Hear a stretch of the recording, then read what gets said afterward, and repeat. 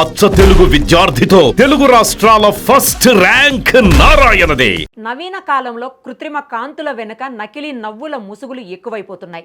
బయటకు వినిపించే ఆధునికత, స్వేచ్ఛ అనే అందమైన నినాదాల వెనుక ఎన్నో పచ్చని జీవితాలు నిలువునా నలిగిపోతున్నాయి. ఒకవైపు కోట్ల రూపాయల సంపాదన, ఆకాశాన్నంటే అంతస్తులు, ఆడంబరాల వేడుకలు కనిపిస్తున్నా లోపల మాత్రం మానవత్వం అడుగంటిపోతోంది. మహారాష్ట్రలోని పుణే నగరంలో జరిగిన యువ వ్యాపారవేత్త కేతన్ అగర్వాల్ మృతి కేసు ఈరోజు ప్రపంచం ముందు, మన సమాజం ముందు ఎన్నో ప్రశ్నలను మిగిల్చింది. కేతన్ అగర్వాల్ ఒక నూతన ఉత్తేజంతో దూసుకుపోతున్న ప్రముఖ వ్యాపారవేత్త. కోట్ల రూపాయల ఆస్తి, పెద్ద పెద్ద బంగ్లాలు, సమాజంలో ఎంతో గౌరవం, వీటన్నింటికీ మించి అందరినీ ఆదరించే ఒక అద్భుతమైన మంచి మనసున్న వ్యక్తి. త్వరలోనే తాను చేసుకోబోయే భార్యను తన గుండెల్లో పెట్టుకొని కళ్ళల్లో ఒత్తులు వేసుకొని చూసుకోవాలని పరితపించిన ఒక మంచివాడు. అలాంటి కేతన్ ఈరోజు మన మధ్య లేడు. అసలు కేతన్ ఏం తప్పు చేశాడమ్మా? తనను నమ్మినందుక? తన జీవిత భాగస్వామితో కలిసి భవిష్యత్తును కలగన్నందుక? ఏం తప్పు చేశాడని అతను ప్రాణాలు తీసేశారు? ఈ కేసులో బయటకు వచ్చిన నిజాలు వింటుంటే గుండె తరుక్కుపోతోంది.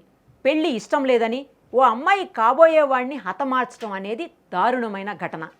ఇది ఏ రకమైన న్యాయం? ఏ జస్టిస్ దీన్ని ఒప్పుకుంటుంది?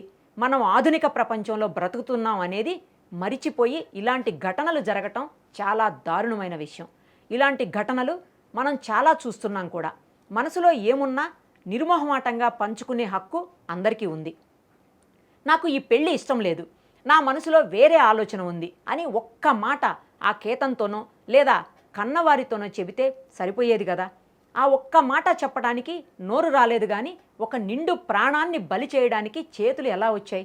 ఒకరి నమ్మకాన్ని, ఒకరి కలను, ఒక నిండు జీవితాన్ని ముక్కలు చేసే హక్కు ఎవరిచ్చారు?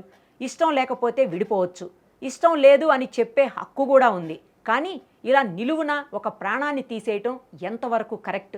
అసలు మన సమాజంలో ఎందుకు ఇలాంటి విపరీత పోకడలు పెరుగుతున్నాయి? ఎక్కడ ఏ తప్పు జరుగుతోంది?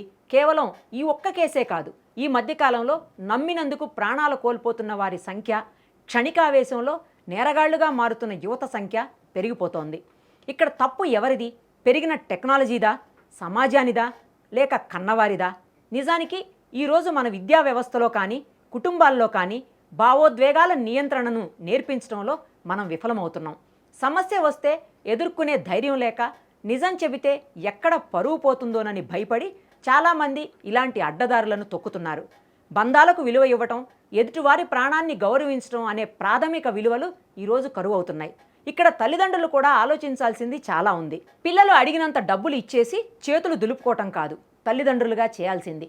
వారికి కావాల్సినంత సమయాన్ని ఇవ్వాలి, వారితో కలిసి గడపాలి, పిల్లలతో స్నేహితుల్లా మాట్లాడాలి. సంస్కారాన్ని పిల్లలకు చిన్నప్పటి నుంచి అలవాటు చేయాలి. తల్లిదండ్రులకు పిల్లలకు మధ్య కమ్యూనికేషన్ గ్యాప్ తగ్గాలి.